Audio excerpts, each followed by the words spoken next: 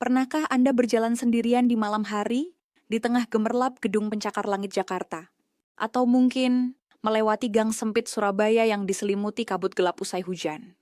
Jika iya, Anda mungkin pernah merasakan rasa dingin yang tak biasa. Sebuah bisikan halus yang nampaknya bukan berasal dari dunia ini. Pernahkah Anda bertanya-tanya, siapa atau apa yang mengintai di balik sudut-sudut gelap kota-kota besar ini? Kita sering memandang kota-kota besar dengan kacamata modern.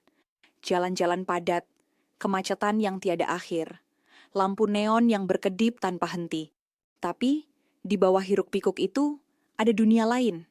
Dunia di mana cerita-cerita lama, legenda urban, dan bayangan mistis saling bertemu.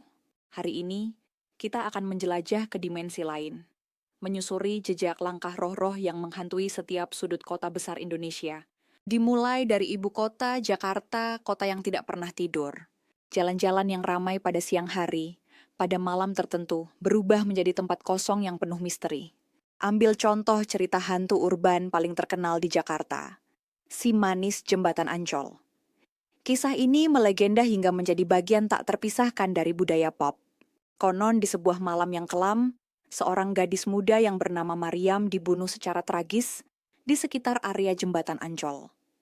Arwahnya, katanya, masih bergentayangan, mencari keadilan atau mungkin kedamaian.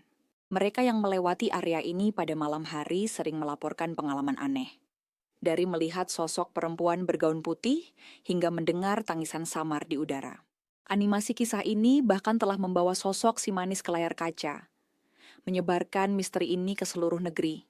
Namun Jakarta hanyalah permulaan. Mari kita melompat ke Surabaya, kota pahlawan yang juga menjadi markas dari legenda mengerikan lainnya. Pernah dengar tentang rumah hantu Darmo? Sebuah rumah megah yang kini hancur menjadi reruntuhan. Cerita mengatakan bahwa seluruh anggota keluarga yang tinggal di sana tewas dalam sebuah kecelakaan pesawat. Namun kecelakaan itu bukan sekadar kebetulan. Banyak yang percaya bahwa keluarga tersebut melakukan perjanjian dengan makhluk gaib. Dan ketika mereka gagal memenuhi janji itu, hukuman langsung menimpa mereka. Rumah tersebut sekarang menjadi magnet bagi para pencari pengalaman mistis. Para saksi mengaku melihat bayangan hitam melintas di antara jendela yang sudah pecah, atau mendengar langkah kaki di malam hari meski rumah itu telah lama kosong. Bayangkan jika cerita ini dijadikan animasi. Suasana sunyi dan mencekam, lengkap dengan detail bayangan tak kasat mata, akan membuat siapapun bergidik. Tapi perjalanan kita belum selesai. Kita menuju Yogyakarta, sebuah kota yang dikenal sebagai pusat kebudayaan dan seni. Di balik keindahan dan pesona tradisionalnya, terdapat kisah tentang Pantai Parangkusumo, tempat legenda Ratu Kidul bersemayam. Masyarakat setempat percaya bahwa garis pantai ini adalah gerbang antara dunia manusia dan alam gaib. Ratu Pantai Selatan, seorang sosok mistis berbalut gaun hijau yang megah, sering digambarkan sebagai penguasa samudra. Banyak yang memperingatkan agar tidak mengenakan pakaian hijau saat berkunjung ke pantai-pantai selatan, karena warna itu dianggap sebagai favorit sang ratu, dan ia mungkin memanggil Anda untuk bergabung di kerajaannya. Sebuah animasi yang menggambarkan legenda ini, dengan ombak besar yang terjalin dengan magis, dan gaun hijau, Ratu Kidul, yang berkibar di bawah bulan purnama, pasti akan memberikan pengalaman visual yang luar biasa. Namun, apa yang membuat animasi urban legenda hantu di Indonesia begitu menarik? Bukan hanya ceritanya sendiri, tapi juga latar belakang budayanya. Setiap kota memiliki identitas unik yang memengaruhi bentuk cerita hantu mereka. Animasi ini tidak hanya membangkitkan rasa takut, tetapi juga menjadi jendela untuk memahami budaya dan sejarah lokal. Ketika kita menggambarkan sosok hantu dengan detail khas Indonesia, misalnya kuntilanak dengan matanya yang menonjolkan rasa duka, atau pocong dengan ikatan kain kafan yang erat, kita juga mempelajari cara masyarakat memandang kematian, kehilangan, dan dunia setelahnya. Bayangkan sebuah seri animasi yang menggabungkan cerita-cerita ini. Masing-masing episode membahas kota yang berbeda, dengan gaya visual yang disesuaikan dengan keunikan kota tersebut. Episode Jakarta bisa menampilkan malam-malam perkotaan yang penuh dengan lampu neon dan kesunyian jembatan tua.